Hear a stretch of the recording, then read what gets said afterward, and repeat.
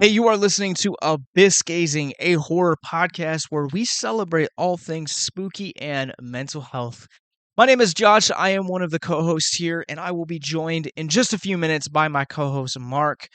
The episode that you're getting ready to hear is discussing the Screambox original movie Here for Blood, which you can check out for yourself, stream it and stream it on the service beginning February 9th, this upcoming Friday. Now, this episode we recorded over 3 separate days. One day we sat down with the writer of the movie, James Roberts.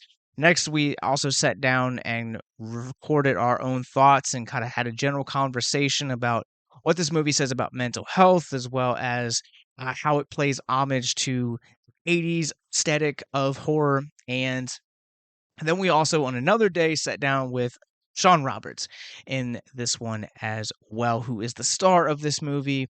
This movie is a lot of fun. I'm just going to say it up front. In this episode as well, you're going to hear music from the Get-Off.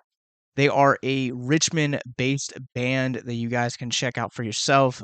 Make sure that you guys subscribe to us on YouTube because we'll be sitting down with them later this weekend to talk about their music, their sound, their creative process.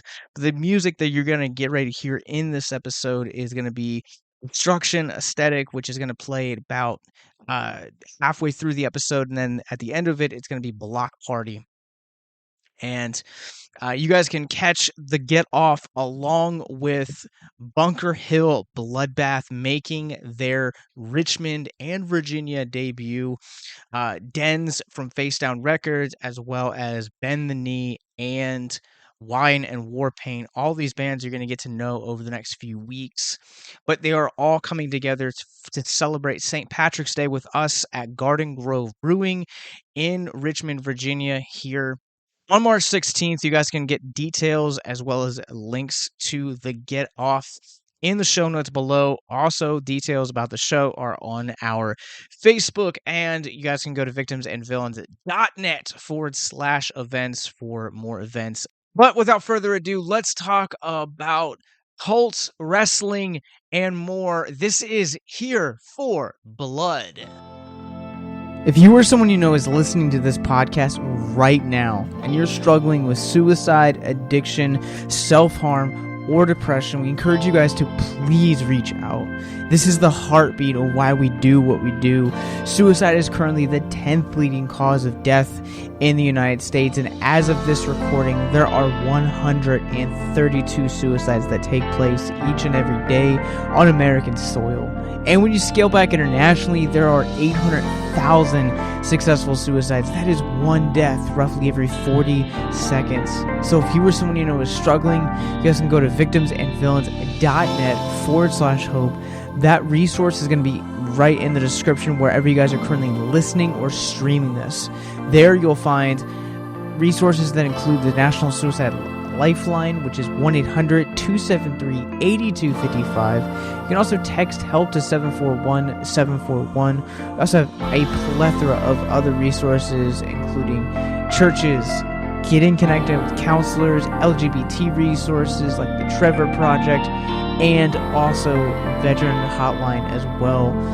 Please, if you hear nothing else in the show, understand that you listening to this right now, have value and worth. We get it.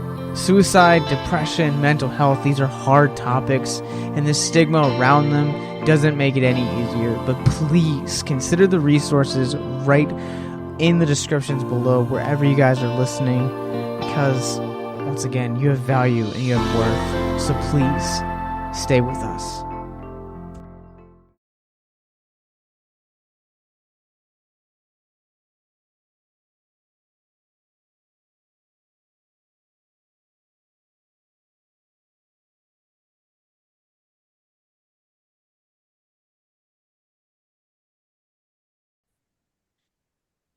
And we are joined now by the writer of said film, as well as the producer, Mr. James Roberts. How are you doing today, sir?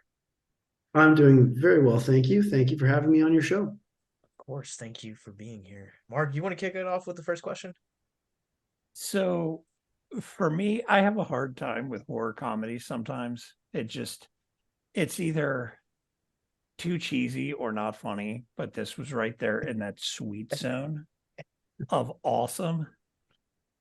Was there anything that was like your influence or reason you chose the path you did for the story that ultimately you think may have made it work out the way it did?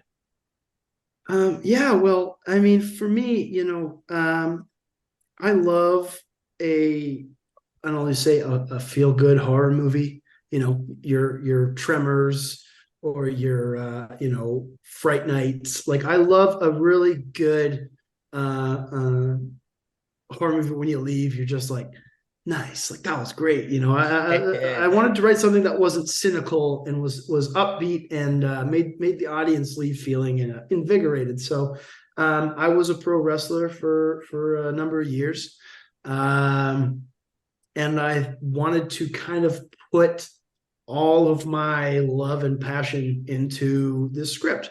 So, horror movies with especially with practical effects and pro wrestling, and I wanted to create this kind of soup, so to speak, of all my passions and influences and everything I love about genre filmmaking. So I want to talk about the wrestling in just a few minutes, but I want to talk about genre first because this is really hard to quite explain the genre of Here for Blood because it is essentially presented as kind of this home invasion slasher, and then you kind of get into it, and it's like part sci-fi, it's part like doomsday cults. Not to kind of jump into like any of the spoilers, but if you're listening this far, we've already talked about spoilers. So, can you kind of talk about as Mark was talking about with the horror comedy aspect, can you kind of also talk about how this bridges multiple subgenres of horror while still kind of maintaining that, that over the top ridiculousness? Like, I love the fact that the one of the running gags in here is that our main guy is like all of the home invaders, they're sex perverts. And I love how that's kind of like a reoccurring theme throughout here. But again, it moves through like a multitude of genres while still maintaining that comedy aspect. Yeah, absolutely.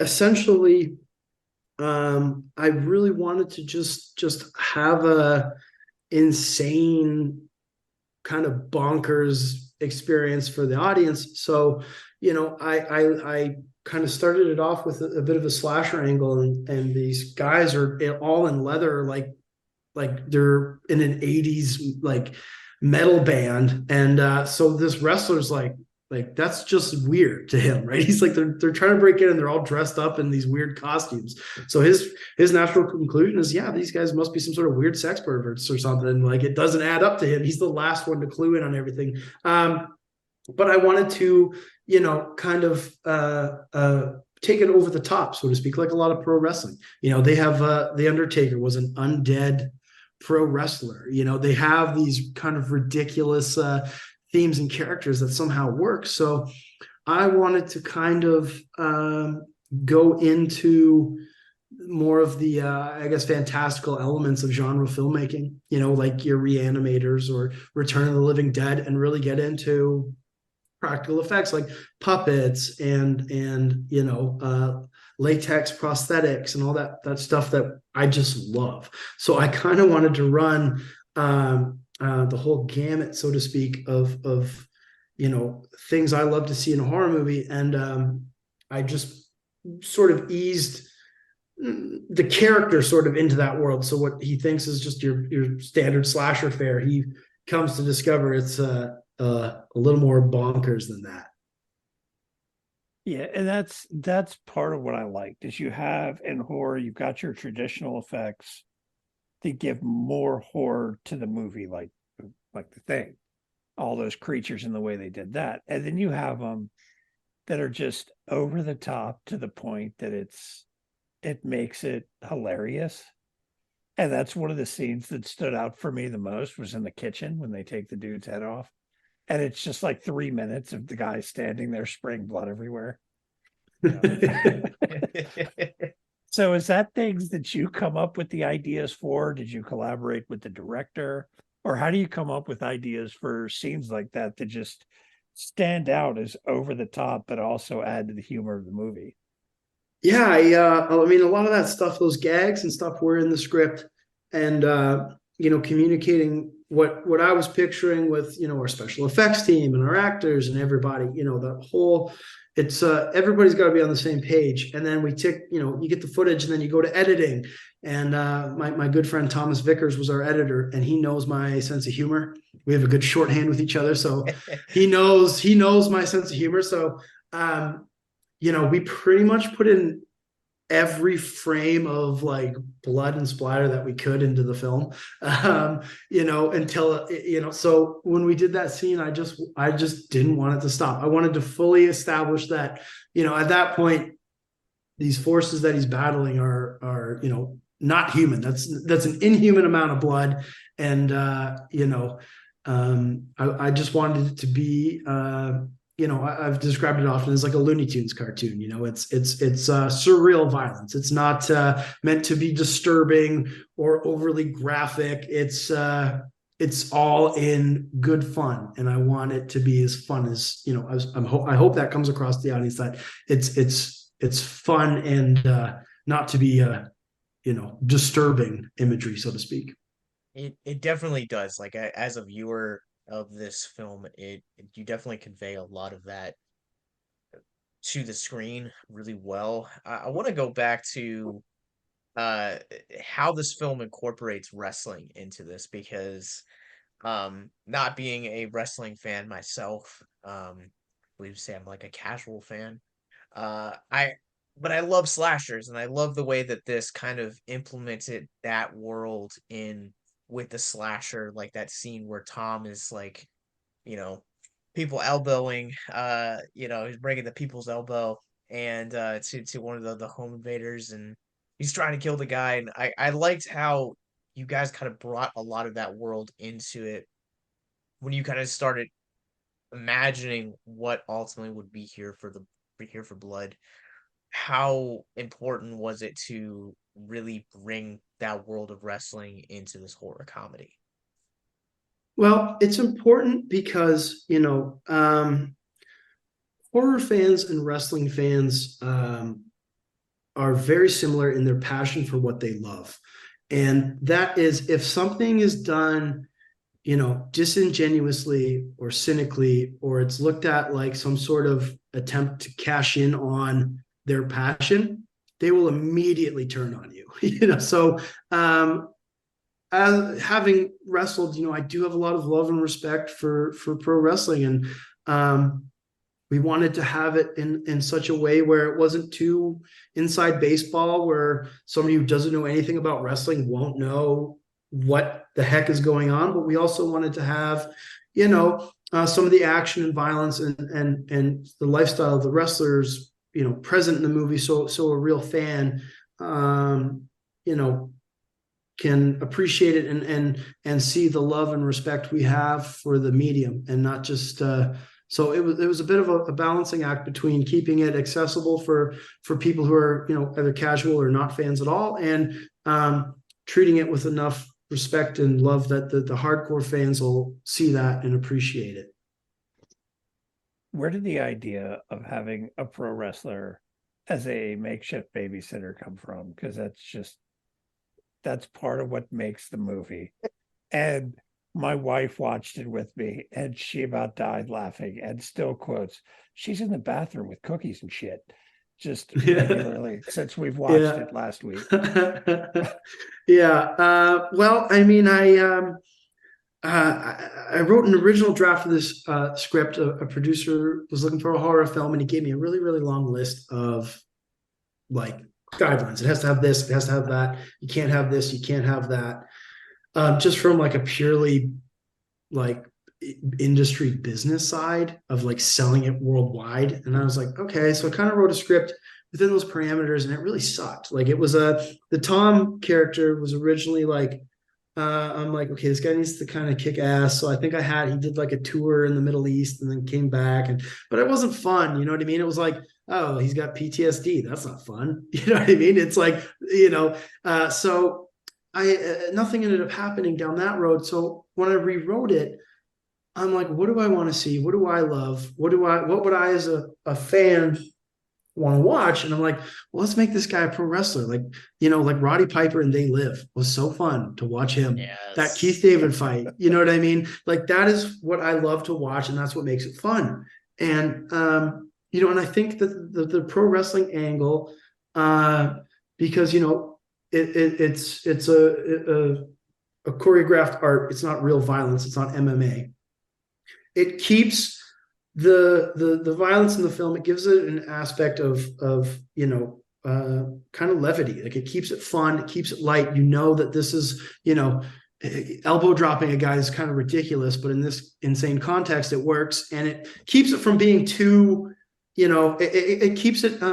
It keeps the tone. It helps keep that lighthearted tone we really wanted, and that was and what a fun, like, you got a giant muscle babysitter. Like, if I was a kid and I had like, a pro wrestler show up to babysit me, I would have been like, this is the greatest day of my life, like, so it's just fun. It's just like a fun escapism, and the wrestling certainly just adds, because it's, I mean, it's a ridiculous premise, but we just lean into it. We're just like, yeah, he's a pro wrestler and he's fighting these weird guys dressed like, Judas Priest.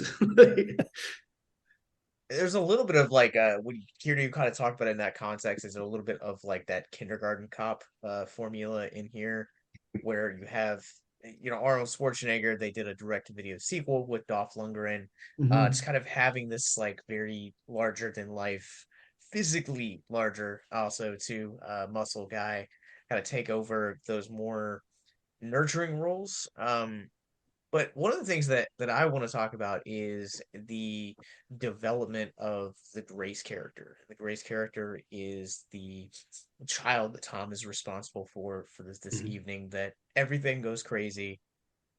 This has to be like one of the, outside of like Psycho Gorman and recent horror, I will probably say this is like one of my favorite kid performances.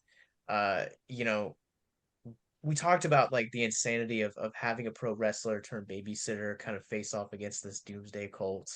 But can you talk about the process for like developing this kind of shy, a little bit like of an introvert of child, and kind of like by the end she's, you know, wielding knives and facing up against like Yeah, deities. she's in on it. Yeah. Yes. So, it is a fine line in horror movies, because if you have an annoying kid in your horror movie, everybody's going to want them to die.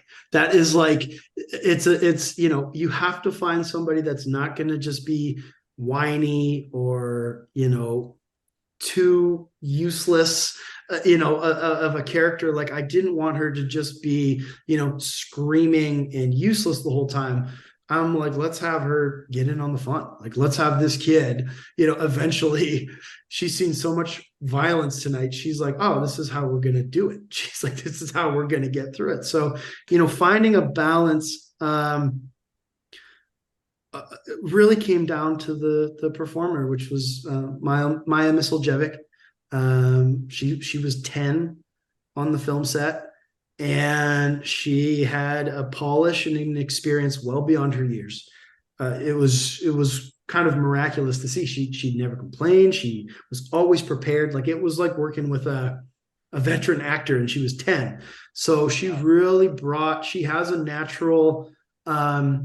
really natural charisma that she just brought to that character, and just, just knocked it out of the park, in my opinion. And that was one of the biggest concerns during casting, is like, oh man, like, we have to find somebody that can go, toe to toe with these bad guys, and also, kind of be the emotional core of the film in many ways. I mean, you see the main character. I can't remember. Like I said, I have a very bad memory. Tom, is that his name? Yeah. Tom. Okay. Sorry. You see him kind of take almost not quite like a parental role, but a liking to Grace as the story develops, even more so than his girlfriend seems to have with her, and she's the regular babysitter. Yeah. With something like that, I almost feel like you have to have some sort of connection between the actors, that they have to get along or have some sort of bonding. How did it go with them, with this 10-year-old being almost a co-star to this giant that's been in Resident Evil movies and all kinds of stuff like that? Yeah. How do y'all handle that to make that work out the way it did?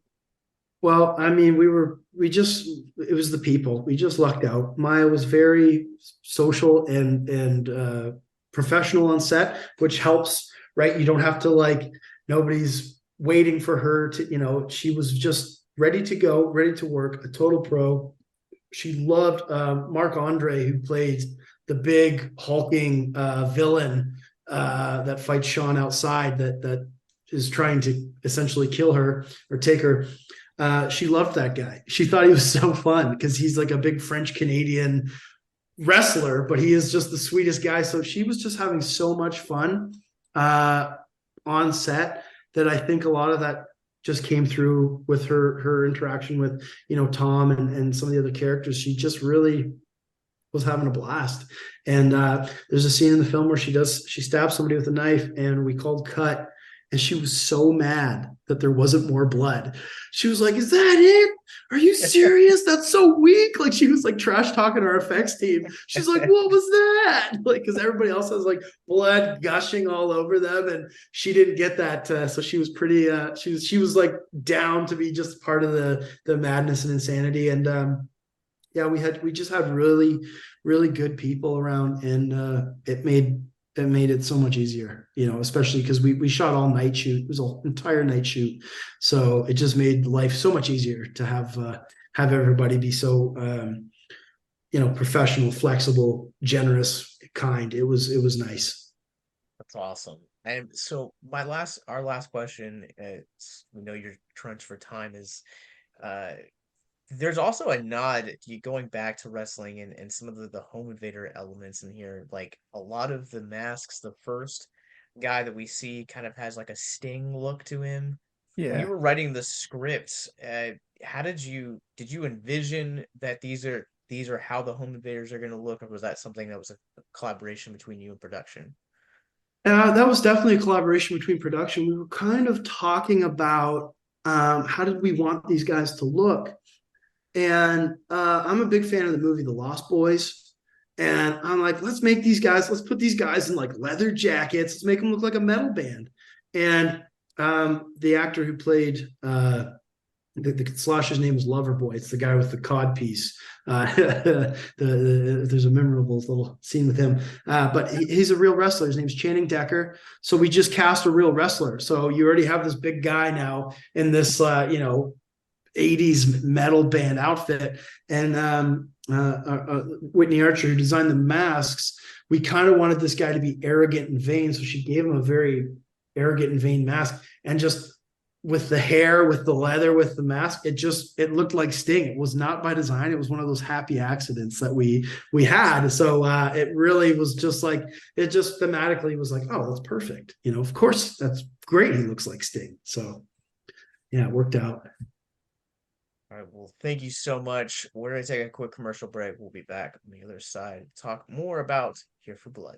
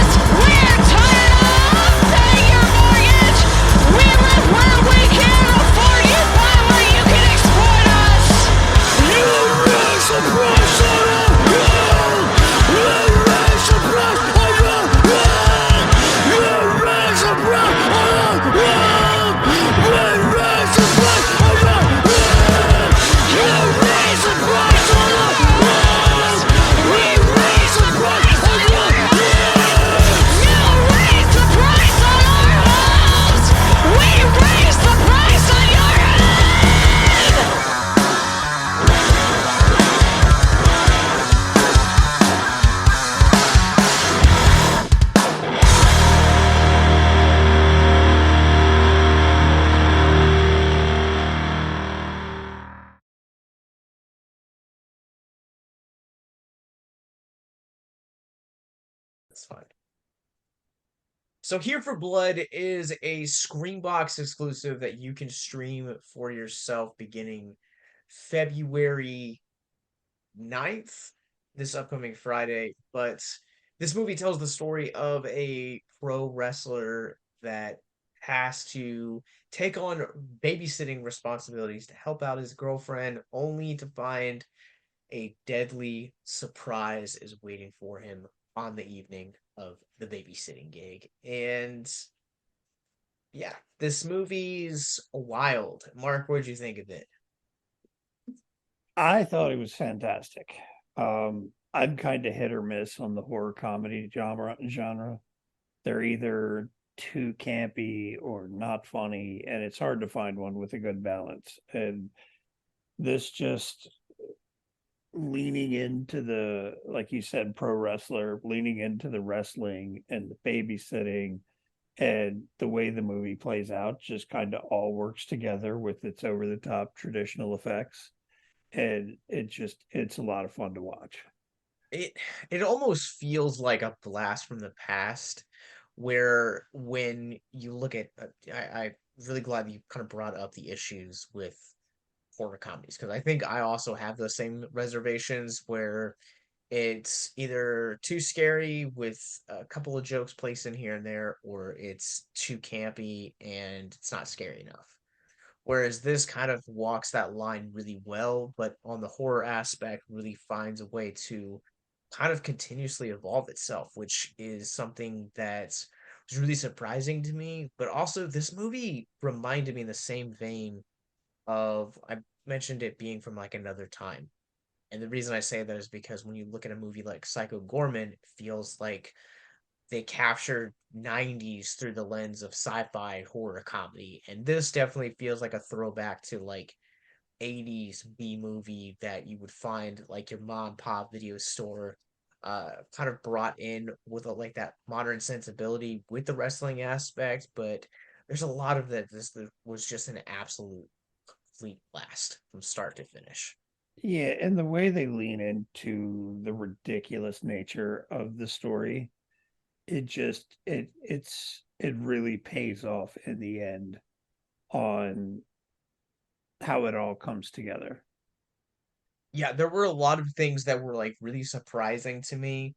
And in terms of it surprising, I brought this up, was just how it flowed throughout the different genres. Like, while it flows, it still has this very lighthearted, very comedic tone that is that it presents to you in the beginning.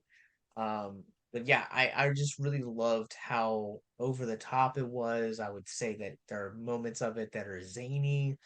Um, yeah, I really I had a blast with this. I thought this was a real treat. Yeah, it's one I would definitely take on again, watching it not for a review aspect, but just for the fun of it. Well, let's have some real fun here because we're gonna jump into spoilers. It's This movie is too wild and too crazy not to talk about spoilers. So if you guys haven't seen Here for Blood yet, you guys can pause it, come back to this, skip ahead to in the episode where we talked with some of the talent involved in this movie. This is your official spoiler warning. You can stream this movie for yourself on Screambox exclusively beginning February 9th. Mark, this movie is insane. This is your official spoiler warning. We're breaking it now. Yeah, this movie's absolutely just batshit crazy. And it works. It works from start to finish. The fact that you got this giant hulking man as a makeshift babysitter to a 10-year-old girl is just, that in itself is kind of hilarious because it's nothing you'd ever imagine seeing in real life. No, and there are movies that that have done similar concepts where you take a very muscular, kind of very macho type and you put them in a feminine role But or a they've nurturing all role. been action comedies. They have been. And so this is the first time that you're kind of seeing that archetype brought into the horror. And what I liked about this was how every time you think that like the concept alone of taking a wrestler, making them a babysitter is crazy in and of itself, then you get into this concept of that wrestler is now has to face off against armed intruders. It's not that crazy, but then you find these armed intruders are tied to a doomsday cult, and they're one of their biggest henchmen has a cod piece and just happens to look like Sting, and like you're like, all right, man, like how much crazier can this get? Then you find out that there's like a severed head that has like mystical powers and is voiced by D. Snyder, and you're just like, wow, this is this is truly crazy. Yeah, it feels like people were sitting around in a room going, okay, what kind of crazy shit can we stick in this movie that's going to work and not just be more crazy stuff, but ultimately work? And you ended up with this. It's ridiculous on every level.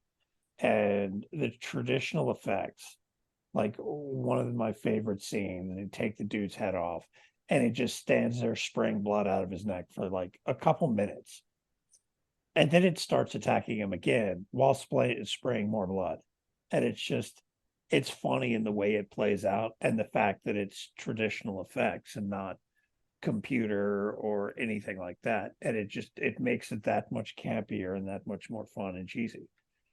Agreed. Yeah, I think the practical effects and the commitment to those practical effects is really what helps this. Like, yes, there are a couple of shots in here of CGI, but the majority of this It's very feels minor. it's very minor. And it I would probably say I think it's only in like maybe three or four scenes. It's very I don't want to say blink, you miss it, but it is very minor. And that's kind of the thing that I really, really loved about this movie was the fact that you're e- embracing this absurdity, and that absurdity again is just bringing those 80s practical effects like the skull dude that they end up carrying around that he's referred to as the head. I loved that because it looked really good, like surprisingly good for some of these smaller films. You could tell budgetary restraints, and you can't say that about this movie. Yeah, if there was budgetary restraints, as you put it, in this movie, they just ran with it and did the best they could, and it paid off. It was, and the running gags in the movie too. When his girlfriend asked him to go babysit for just the one night, and she'll be there later, and he's like, "Man, if I show up, they're gonna think I'm some sort of weirdo." And then they play into it when he shows up, and are you some sort of weirdo? And and they kind of keep going with it when the cultist showed up, and he's just like, I think there's some sort of like sex perverts because they're all in like leather and stuff, like wearing masks. Is like, yeah, I think they must be sex perverts. I'm pretty sure they're sex perverts. So you go from like this big hulking dude show up being like, man, they're gonna think I'm a weirdo, being asked by this like average everyday looking couple, are you a weirdo? To sex perverts in a cult trying to kill them all. I also want to like kind of just divulge like the insanity of this cult subplot because this is nothing new. We've seen this before, but I think what works really well here is the fact that here you have something that is surprising in a multitude of ways where like the character who I'm probably gonna mispronounce his name, but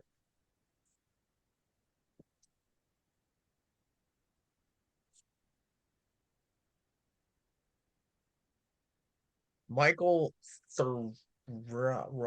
I probably butchered that name, but he is most famous more recently for the last two installments of the Chucky Curse and Cult of Chucky, um, playing two distinctively separate roles in those movies. But he was great in this as Gil. He's kind of everyone has like an entryway into a cult, and he's kind of the person that convinces this mom to not only kill her husband but also sacrifice her daughter and the babysitter by poisoning cookies in this. And he's like, it's gonna work out, it's gonna work out. He was one of my favorite parts in this movie. Well, what gets me is that the main character, played by Shawn Roberts. Hmm. Did you look at his filmography? I did. He's had all kinds of little roles in very popular movies over the years. Like he was in the opening scenes of the original X-Men. He was Rogue's boyfriend. Hmm. He was Wesker in a bunch of the Resident Evil movies. And he's been in tons of movies that a lot of people have seen. And he gets to be the star in this kind of cheesy horror comedy. And it works. It's like one of those roles that I kind of feel like some actors want but never actually get. Like Ryan Reynolds playing Deadpool. It was just perfect for him. That kind of thing. So I Sure. thought that was kind of cool. Yeah, I think that everyone that they put here in the cast is perfect in their role. I mentioned this in the interview with the writer James Roberts, but the the actress that plays Grace in this, Mila Miskalevich, I don't know. It's definitely definitely foreign. And again, I suck at names and pronouncing things, but she's great in this movie. One of my favorite scenes is when mom walks in after they get home, and she's got the like she's in the bathroom and she has a knife, and like mom just kind of freaks out automatically. Then it's like revealed like 10 minutes later. It's like, we were gonna sacrifice her to the old gods, or whoever to this deity is. But she was really great. I really loved her and Tom's uh chemistry throughout. Like it felt really organic, the way that you would expect people like this to kind of go through. And I think that's a great segue to kind of talk about this mental health, where the mental health of the movie, where you have two characters that are from seemingly completely different backgrounds, but yet have shared this big traumatic event and now are trauma bonded, and how that can be both a good thing and a bad thing, but it's always an unlikely thing. Yeah, and it's super unlikely in the way this movie goes. Yeah. And it's but it also leads to one of the best lines in the movie. Like I said, when we were talking to the writer, my wife watched it with me and she still laughs about, yeah, she's in the bathroom with cookies and shit. It's it's a fantastic line in the whole movie. And I'm off topic and derailed now. It's fine. I really like, but like I said, like I loved the way that by the end of this movie, it almost kind of felt like this brother sister dynamic. You know, I am I'm not the I would basically compare the way that their relationship ends to um the relationship from The Last of Us, from what I've seen. I've never played the games and I don't remember the names, but like the two leads, like the way that they're kind of have this Yeah. apocalyptic thing that happened, and from that they kind of form a bond, and it's Well, kind of there's trauma bonded. it is, but there's also significantly more to the story than there is here. I So am aware. I'm just kind yeah. of you say that for, just kind of comparisons. But yeah, I think this movie really works that way, and that's one of the things that, it is possible. The thing about being trauma bonded to someone is that you may eventually end up walking out of that trauma, both either separately or individually in your own past, but it can create a bond for life. Essentially, it's one of the only bright sides of trauma. Well, it can lead to unlikely friendships Yeah. at the very least. finding people that you have things in common with through something like that. It can also bring greater appreciation to different aspects as well. Going through something maybe it'll make you view things differently. Absolutely. Well, Mark, where would Here for Blood land on the Rorschach rating scale for you, 0 to 5?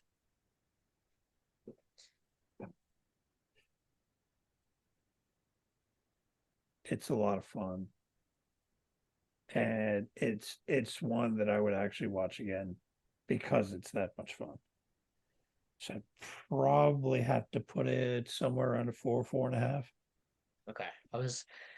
You hesitated there, and I was like, wait, am I gonna land higher than him? Because I'm going ahead to giving this one a 4. This one is a lot of fun.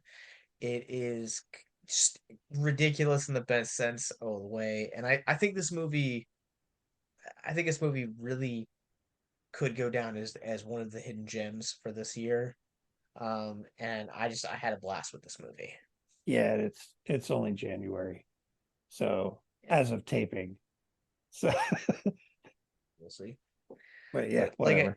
like I said, you guys can stream this beginning February 9th on Screambox. We will be right back.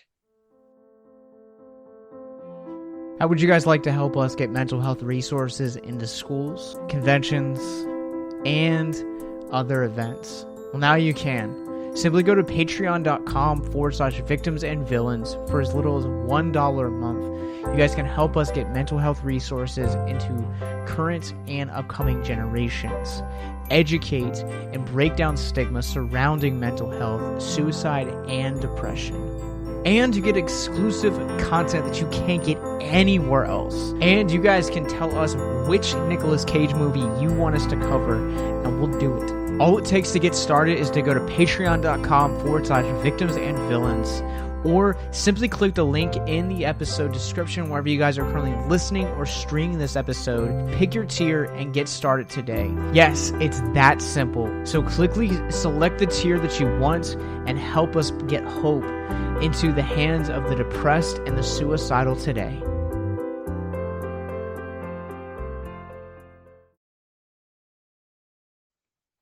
Mark, you want to go first? Oh, sure. So we got to talk with the writer and producer earlier. Writer, yeah. Writer, yeah. Well, one of the things I had mentioned was the movie. I'm not overall a big fan of horror comedies, but every once in a while we get one that's just awesome. And this happened to be one of them. So how did you get involved with this movie to begin with?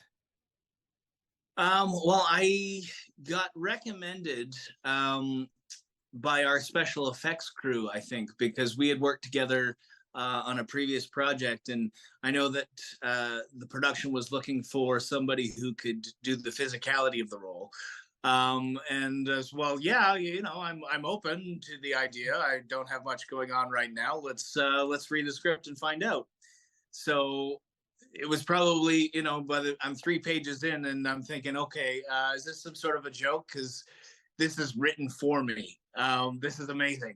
So I by the time I got to the end of the script, I was like, okay, so when do we start? Yes, please. Let's do this. It's one of the few scripts where you're just like, I feel this, I get this, and I know what's coming next. And it was a testament to James's writing. It's a good script.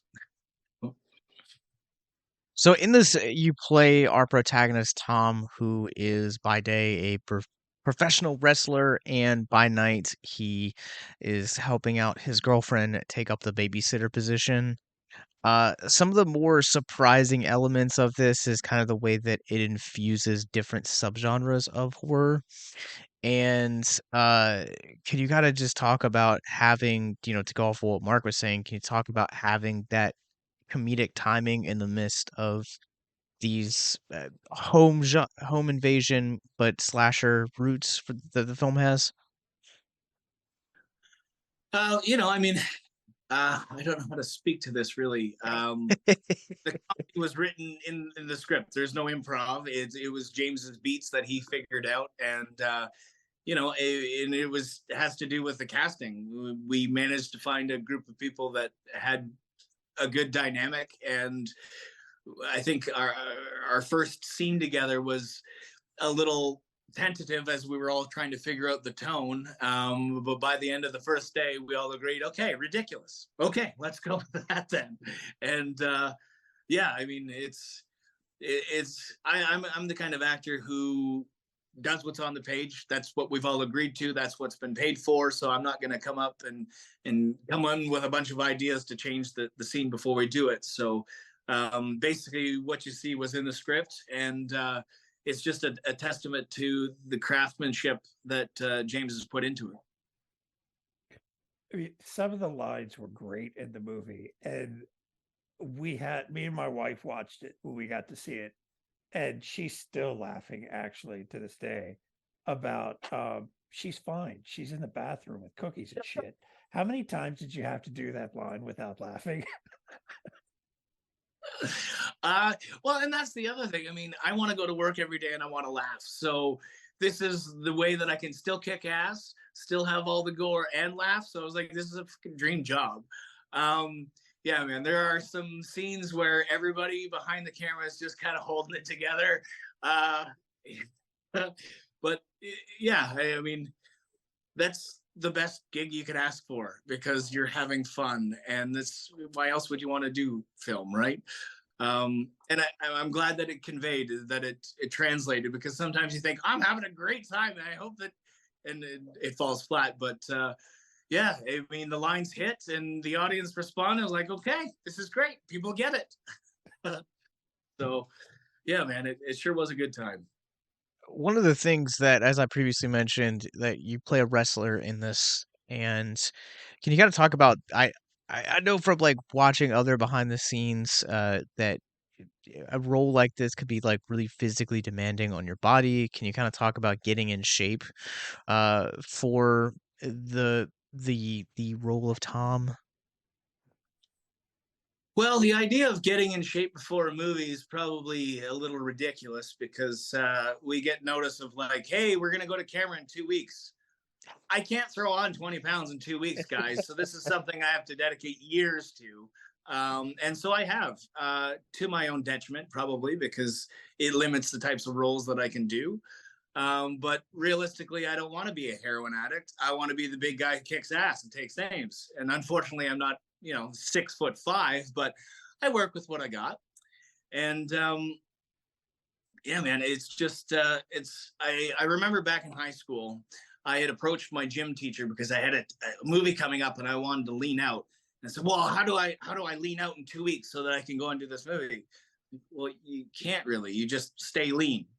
So I got addicted to training and working out in my early teens, and sort of have maintained that. And it wasn't until the past few years when I've decided that, if you want to be the action star, you got to look like the action star. And hopefully Liam Neeson and Arnold and the rest of them are all getting old and aren't keep getting action movies. And maybe there's a chance that I can get some action movies. So, as far as my own sort of physicality, I'm already on that. And then we had a training session with Tyson Ducks to sort of work through any of the wrestling moves, because that was something new for me.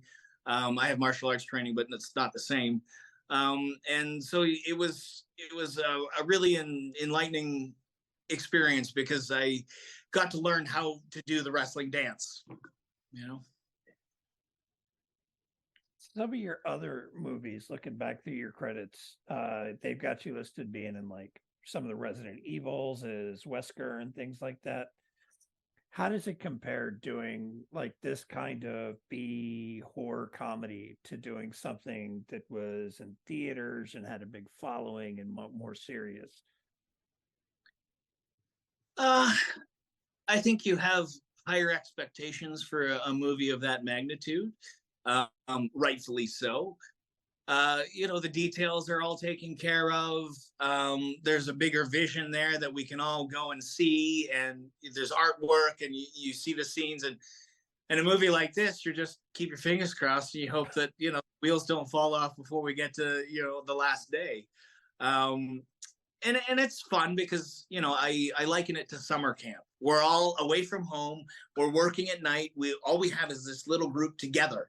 And win or fail, we're gonna do it together. And obviously, along the way, some people sort of fall off to the wayside and get replaced, or we just find a way to be able to do it without them.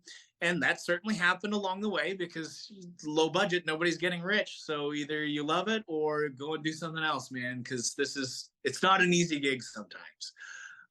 But if you get a passionate group together, I mean, that's what makes the world go round. So we only managed to finish this film because people went way beyond their job description, their pay scale, and they dedicated themselves to getting something done. And my hat's off to our production team. I wish that I could do more to pay them back because it really is a passion project, because I know some people didn't get paid. So yeah. So this the ending of the story kind of has this optimistic tone to it, and I'm kind of curious if you guys had like ever thought about like what happens after the credits. Like, Tom's kind of now spoiler alert, but he's kind of like a makeshift father now, and there's a new family that's kind of emerged out of the events of this film. And so like you sounds like you guys had like a blast making this movie. And where would you guys take these characters if you guys could continue their stories? Well, it's funny enough. I think like the last sort of scene in the car, we were talking about it, and like, well, yes, there's got to be a sequel. Look at us, here we are. So the only downside is now, because I think we feel it's been like 3 years. Maya is a teenager now. She's not a little kid. Like, it doesn't make nearly the same amount of sense as it did if we could have got started right away. Obviously, that doesn't work out. But I mean, the next stage in life, what do two young couple in love do? Well, maybe they commit to each other, and then maybe it's in a cabin in the middle of nowhere or something. And maybe we could hash this out or on a beach. Can we do it on a beach, please? Yeah, man. You finish a movie like this, everybody has a good time, and all they want to do is keep it going and do it again. But then life happens, and here we are 3 years later. Maya's grown up, and the rest of us are lucky if we can still get jobs. Yeah, man. If there's enough of a wave that follows this movie, I know James would be more than happy to write another one. But sometimes it's just show business is a dream business, right? So we'll see. Were there any surprises that hit you doing this movie compared to things you've done previously? Surprises in this movie, I think nothing that actually connects directly to the final product. I was surprised that they wanted to do a roasted duck for catering, and it was just surprising, because like I've never seen that on a film set in my entire life. Yeah, it was before Halloween, so I guess we all had a lot of chocolate bars, the little mini chocolate bars. That was difficult. Now I've gotten off track and forgot what we started with the question. Food. It's lunchtime. What do you want from me? Yeah, going back to the like the future of these characters, I definitely could see this kind of being almost like a Evil Dead type of franchise or film series, going on, because you now have these core group of characters that you can kind of like makeshift and do things like Cabin in the Woods, or a beach. You could do a number of different things. But when you guys were in the midst of making this, were there any lessons that you would like to bring to other projects, to future things that this film taught you? I don't know that this is the answer you're looking for, but the takeaway for me is that I cannot drink 5 sugar-free Red Bulls on an empty stomach and then trust a fart. So the takeaway is that that's too many. That sounds like somebody gambled and lost right there. Learn that lesson early and fucking never make the mistake again. I mean, I think you learn little things on every job. There's nothing that stands out other than, and I don't get this opportunity very often, but as the leading role in a movie, it's your responsibility to take care of all your other actors, make sure everybody feels welcomed, feels safe, feels supported. And I relish in that responsibility. I mean,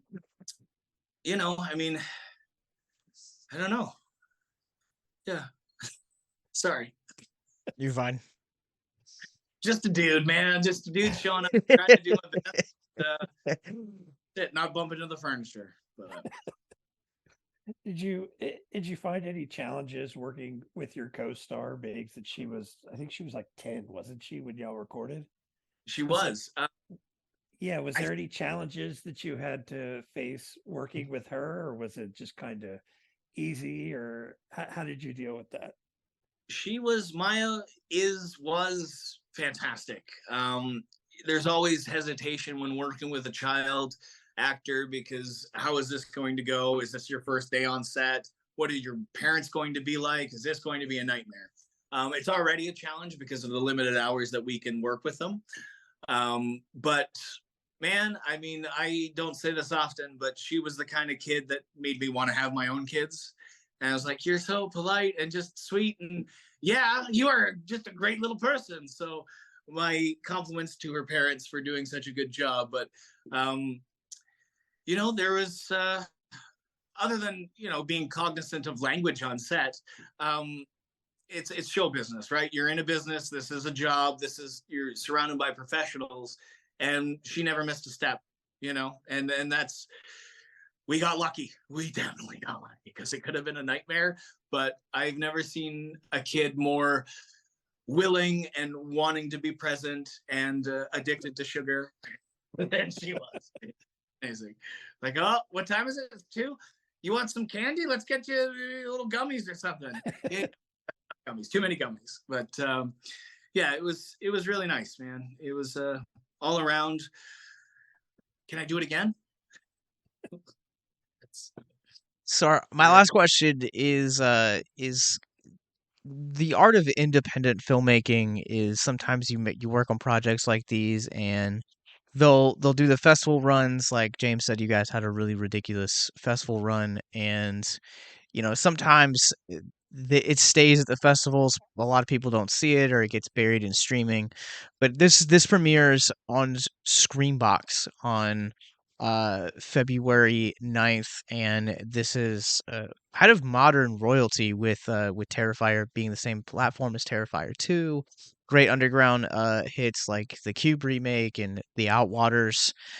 How does it feel to kind of be on a platform like this, and what can people expect to come across when watching this movie? I'm grateful that we found a place where our audience already lives. I think that's probably the biggest challenge for movies and content nowadays is trying to get eyeballs on you. There's just so much content out there, and I don't know. I'm excited. This is my introduction to Screambox and Cineverse into their world. I'm sharing it with everybody that I know, and I'm hoping that hoping it grows, because obviously, I mean, sure, when you do these sorts of things, you want as many eyeballs on it as possible, but I think what we want is the right eyeballs. We want our fans to see the movie, not some angry grandmother. Sure. All right. Well, thank you for your time. I am being told